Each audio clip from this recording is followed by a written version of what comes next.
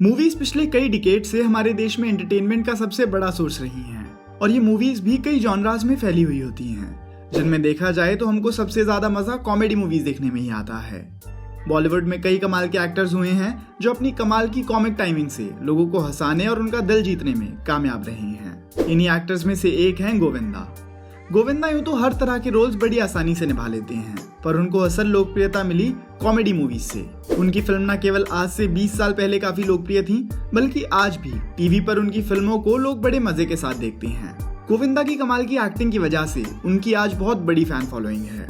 इतना ही नहीं, लोग उनके डांस के भी खूब दीवाने हैं। गोविंदा सही मायनों में हमारे देश के मास एंटरटेनर हैं, इसीलिए वो अब तक लगभग 165 से भी ज्यादा मूवीज में नजर आ चुके हैं, जो कि अपने आप में ही एक बहुत बड़ी बात है। आज भले ही गोविंदा काफी लोकप्रिय और चर्चित हस्ती हैं, पर एक वक्त ऐसा भी था जब उन्होंने अपने करियर में बहुत रिस्की चॉइसेस ली थी।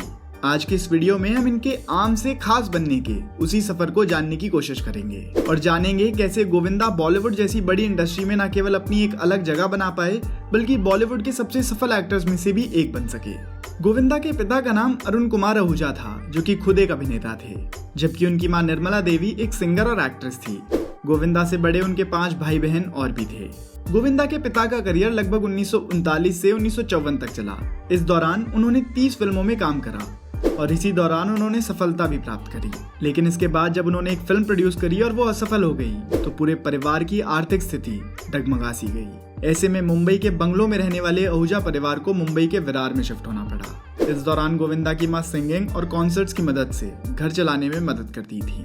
ऐसे आगे कई सालों तक चला। यहीं पर 21 दिसंबर 1963 को गोविंदा का जन्म हुआ। गोविंदा घर में सबसे छोटे थे और इसीलिए उनको सब लोग प्यार से चीची बुलाया करते थे।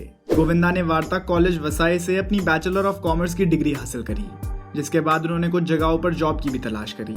उनको ढंग से इंग्लिश ना बोल पाने की वजह से सही जॉब नहीं मिली, तो उन्होंने दूसरी चीजों पर ध्यान देना शुरू करा और यहीं पर अपने पिता की सलाह पर उन्होंने एक्टिंग की तरफ रुख करा। गोविंदा ने इसी दौरान डिस्को डांसर फिल्म देखी, जिस वजह से उनको डांस से खासा लगाव हो गया और फिर वो यहीं से डांस की कई घंटों तक प्रैक्टिस करने लगे। उनकी डांसिंग उनके करियर के लिए एक बहुत बड़ी एडवांटेज साबित होने वाली थी। गोविंदा ने इसी वक्त पर क्लासिक इंडियन डांसेस की भी ट्रेनिंग लेनी शुरू कर दी। इसके बाद उन्होंने एक्टिंग जॉब्स ढूंढनी शुरू करी और उनको एक फर्टिलाइजर कमर्शियल में काम करने का मौका मिला। 1988 की महाभारत काफी लोकप्रिय थी। इसमें रोल के लिए बड़े बड़े एक्टर्स ने ऑडिशन दिया था।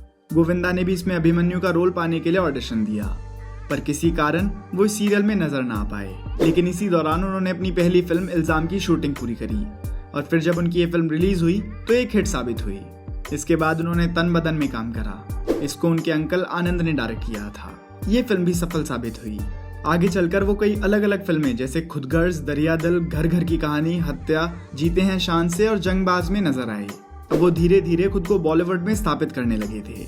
1993 में वो आंखें फिल्म में नजर आए और ये फिल्म उस साल की सबसे ज्यादा कमाई करने वाली फिल्म बनी। इस वक्त तक गोविंदा काफी लोकप्रिय हो चुकी थे और हर फिल्म के साथ उनकी लोकप्रियता बढ़ती जा रही थी। 90 के दशक में ही गोविंदा ने कॉमेडी फिल्मों की तरफ भी रुख करा और खुद को कॉमेडी मूवीज के एक लेजेंड के रूप में साबित करके दिखाया।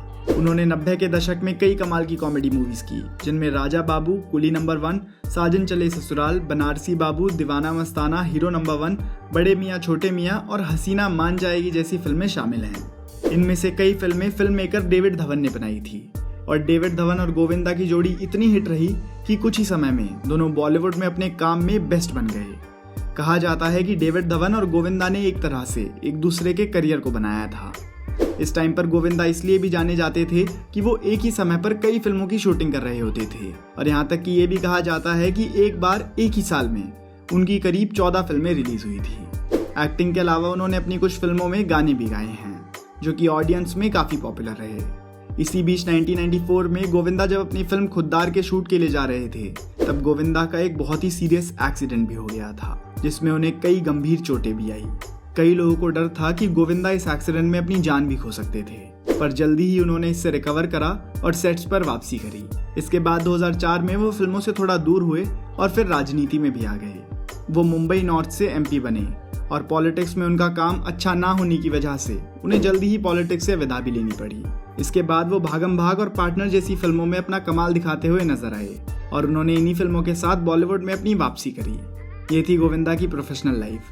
वहीं गोविंदा की पर्सनल लाइफ की बात करी जाए तो उन्होंने 1987 में सुनीता से शादी की थी।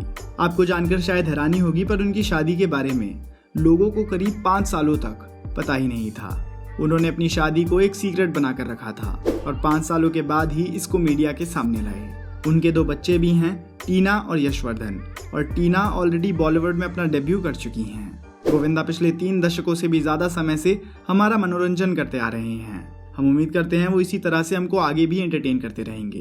गोविंदा इस मुकाम तक सिर्फ अपनी मेहनत और कंसिस्टेंसी के दम पर ही पहुंच सके हैं। तो देखा जाए तो हर कोई व्यक्ति जो मेहनत करना जानता है वो सफल ज़रूर हो सकता है।